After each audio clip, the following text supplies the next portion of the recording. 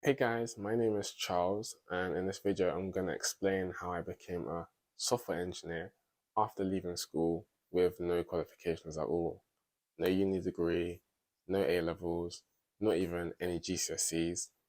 Before I get into the video, please share this with anyone you know who's looking to get into the tech industry, as I feel it will be informative and also encouraging.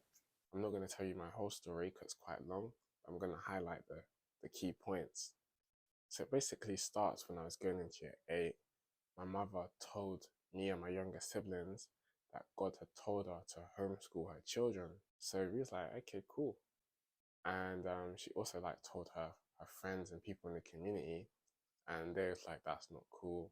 Like, they're gonna miss out on certain social activities. The quality of their education isn't gonna be as good.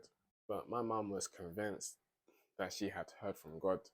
So yeah, going into year 8, I was homeschooled, and I was the eldest in this school. I got 4 younger brothers and 1 younger sister. And I was basically like the test case to see what works and what doesn't work. So at times my education was a bit all over the place, but looking back, I'm grateful for all the experiences I got through homeschool. One thing I really enjoyed about homeschool was the freedom it gave me to pursue the things I enjoyed and develop those skills and my character. So one thing is I'm a musician. I play the drums. Homeschool gave me the ability to play at certain events, go on tours over the UK. I was even playing international at one point, and those things just wouldn't have been possible if I was in public education. Another thing was I was doing a lot of photography and audio engineering, going to certain events in certain places. And again, none of that would have been possible if I was in public education. And I didn't really realize it at the time, but being in those environments really molded my character and my skills. Um, you know, I was doing a lot of photography at business events, and I was around really high quality people, people doing things with their lives, and I was able to, talk with them. I was able to sit in on their conferences and their talks and really kind of just grow as a young man and take in all the wisdom that they were given. So yeah, I was just doing my thing, enjoying life and enjoying freelancing and working. Yeah, I got to 18, and the school year was coming to an end, and I looked at my I looked at my coursework and realized that I hadn't actually done enough even to get GCSEs.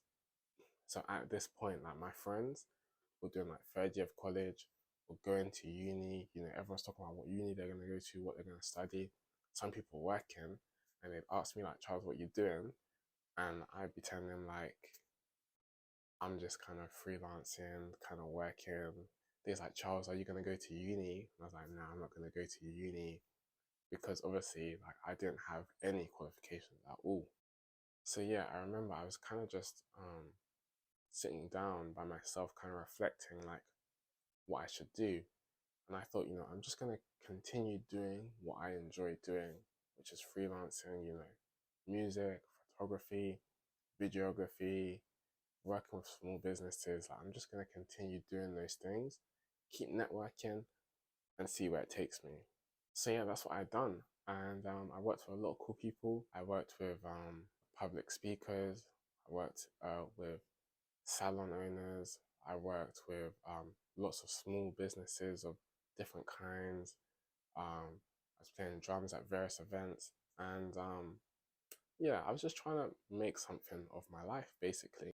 And I remember one day, I think I was at the gym, and I came home, and my little brother was on the computer, and I looked over to see what he was doing, and basically he had coded a robot to play a game for him. It was one of those restaurant games where you got to make the recipes and then give the food to the customers. And he had coded a robot to make the food in record time. And the score he had was over 1,000,000 points. And I was like, whoa, did you make this? And he's like, yeah, I coded the computer to play the game for me. And I was like, yo, I need to get into this coding thing. So literally, I just like went on YouTube, started searching up tutorials, and videos and reading blogs, and just tried to get as good as I could at coding. And I started learning Java. So I did that for about 2 months, and I said to my brother, like, while we're learning, we might as well create things that people wanna use, because that way we can at least make some money while we're learning.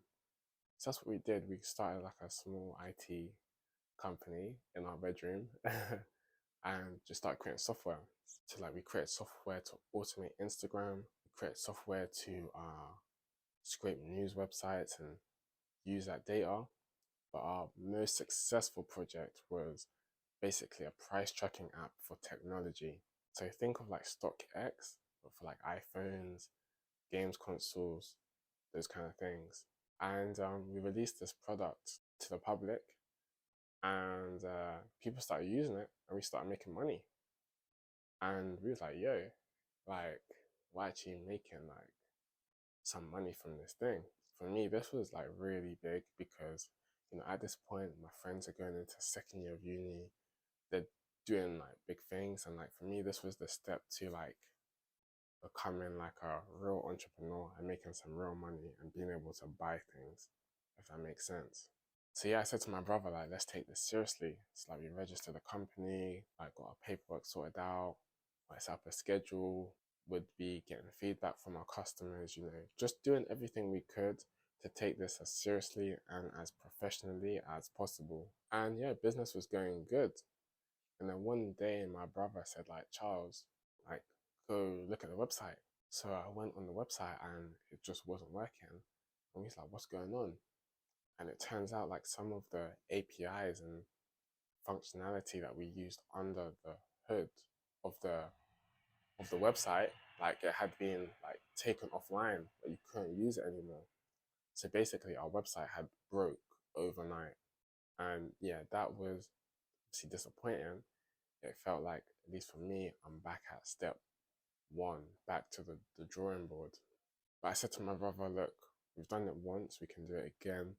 Let's think of a new idea and let's see what we can do. So he thought, let's contact the people we know, like small business owners and entrepreneurs. If there's one piece of software that would improve their business, like what would it be? And one woman got back to us. I'm a salon owner. I had done like photography for her in the past. And she said, if she could have an app to manage her customers and create content, like that would be perfect. So yeah, me and my brother, like we spoke about it and we said, yeah, that's what we want to do. Basically, we would create the app, she would bring the customers and we'd split the revenue. So a couple of weeks into this project, my brother had to take a back seat because like he had to focus on his education. So I said, fair enough. So for most of the project, it was like a solo thing for me. And I worked tirelessly on this app for at least 10 months to a year. Like I spent a lot of time working on this, fixing bugs, adding features, making sure it looked good, and at the same time I was also learning because I'd never built like a mobile app before. So I was also trying to see the best way to do certain things. And we was nearing to completing the app, just cleaning up certain features and doing testing when like my laptop started like acting funny. Like it started getting real slow. And then and a couple of days later, it literally just turned off and didn't turn back on. And I was like, yo. So I took my laptop to like one of the IT shops on the road, and they basically like scanned it and said like my hard drive is like finished, but they're gonna see if they can get the data off of it. And I was just praying to God, like, please just, even if I lose my photos, please, let me get that app off the laptop. So I went back a couple of days later, and they said like they can't get nothing, like it's in such bad condition. So I took my laptop home, quite disappointed, felt like I'm back at step one. And at this point, my friends are going into their third year of uni, second year of uni, they're doing things. And again, it feels like I'm at step, I'm back at square one. So a couple months later, I'm playing drums at this event. And during the break, I'm talking to one of my friends on the phone. And she's like, why don't you apply for jobs? You obviously got the skills. and the knowledge. Like, why didn't you apply? And I'm telling her like jobs would instantly reject me because I didn't have no GCSEs, like never mind A levels kind of thing. But she encouraged me to give it one more go. And at this event, I also met a friend of a friend who worked in tech recruitment. So he like told me this is how your CV should be. These are the kind of projects you need on your CV. These are types of jobs to apply for. So, I left that event feeling kind of inspired to apply for jobs again. So that's what I did. I got home, I made my CV, I started applying for jobs, and I started getting a lot of rejections as expected. Yeah, I thought, okay, let me keep going. There's got to be at least someone out there who will give me a chance. And I kept applying, and one company put me through to the first stage interview. So I was like, okay. And this first stage was like a IQ kind of test, finding patterns, that kind of stuff. So I did that test and I passed. And the second stage of the interview was a coding exam. I did that, got 100% through to the next stage. The third stage was a live coding test with another developer, and then a one-to-one interview to see how you are. And I done the live coding test, I got 100%. Did the interview, they loved me. They said, we'll get back to you in a week. And yeah, the next day, or maybe even the same day, it was like literally the next day, the email came through to my inbox saying they want to hire me and like, here's the contract. And yeah, I was so happy. That was a really big achievement for me. So that first job was as an apprentice. As an apprentice, you're basically like given like Mickey Mouse work. You're not given nothing serious because they don't want you to cost the business money. You know what I mean? So I said, fair enough. But in this apprenticeship, they actually put me to work with the BBC, redesigning one of their websites and adding new features. And I was basically the only developer on the team as well for about half of this project, which lasted 3 months. So I said, okay, like this is a good opportunity for me to like prove my skills and show what I know. So I was working with the BBC, adding features, redesigning the website, and like they loved it. My manager was saying like I'm doing a good job, and like, over the 3 months, like I redesigned the website, added new features. Halfway through the project, like some more senior developers like joined as well to get like work over the line, which was obviously like really helpful as well. So yeah, I was feeling like really good about myself. I was feeling really good. Like, everyone was saying I'm doing a good job. And towards the end of the project, we came to the review stage. So basically, every 3 months, they review to see your progress, see if you should get a promotion, what you're doing good, what you're doing bad. And I thought, like, the way I worked on this project, like, currently I'm on a level 1, which is an apprentice. But I thought I should be on a level 4, because that's a full-time developer. And I felt like they treated me like I'm a full-time developer, putting me on a big project like that as well. Do you know what I mean? To at least give me a level 4 or a level 3. And so we went to the review talk, and they're saying like, yeah, Charles, you're doing amazing. We love your work. Like, you have a lot of potential. We can see you've got a lot of knowledge, and we're happy to announce that we're going to move you to a level 2. And I was like, what? And I was like, yo, I thought I would be moved to a level 4, just seeing the work that I've done. And that kind of caught them off guard. They said, we're not going to talk about this now. We can discuss it tomorrow. So they went back, talked amongst themselves. And the next day they got back to me and they said, we spoke to the team, we spoke to like the shareholders and all that kind of stuff. And we're going to keep you at level 2. You're just not good enough to be on a level 4 yet. But if you keep working hard, we're sure that you'll get there soon. And that was the end of the call. And like inside myself, even like inside myself, I knew that I was level 4 quality, even though they were saying I'm just level 2. I knew inside myself I'm a level 4. So I said, I'm gonna start applying to jobs. Who's gonna pay me level 4? So that's what I was doing. And like I said, mind you, at this time, I've only been working for about 3 or 4 months. Do you know what I mean? And it's an apprenticeship, so you shouldn't be really hopping, like no one's gonna really hire you. But I was just determined to prove that I'm worth level 4. So I started applying to jobs. And like expected, I got some interviews, but I got a lot of rejections. But one company that interviewed me was a company called Pension B. They was paying level 4, like level 5 if you add bonuses. So they gave me a take-home exam, which is like to set up a web server and I think convert like XML files to like a HTML page kind of thing. So that's what I've done. And they said like, this is really good. Like, let's go to the next stage of the interview and get to know you better and your experience. So that's what we did. And they said, like, we can tell, you know what you're talking about. And we'll get back to you within a week, like if we want to hire you. And then yeah, later that week, the contract came through. I was so happy. And I told my old company, like, I'm out here, I'm out here. So yeah, when I said I'm out here, my old company was like, let's talk.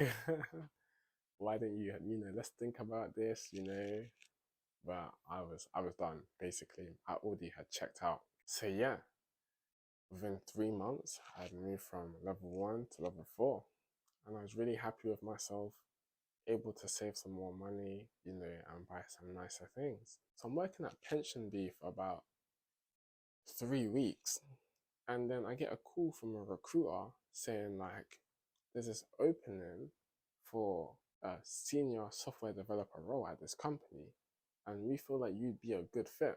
And I was on the phone to her saying like, really, I'm a junior or mid-level, I only have like 3 months of actual experience, like they're not gonna want me. But she said, no, I've checked your CV, you've got exactly the skills they want for this role. So I was telling her like, no, like, trust me, they ain't gonna want me. But like, she was so like persistent. I said, okay, like, just put me through for the job, like just to get off the phone, innit? So I just said that and I hung up and I forgot about it. And then the next day, I got an email saying like they wanna put me through to the first stage interview, which was a coding exam. So I said, yo. So I accepted that, and again, it's another take-home exam, setting up a web server and doing some things. And I done that. I sent it off.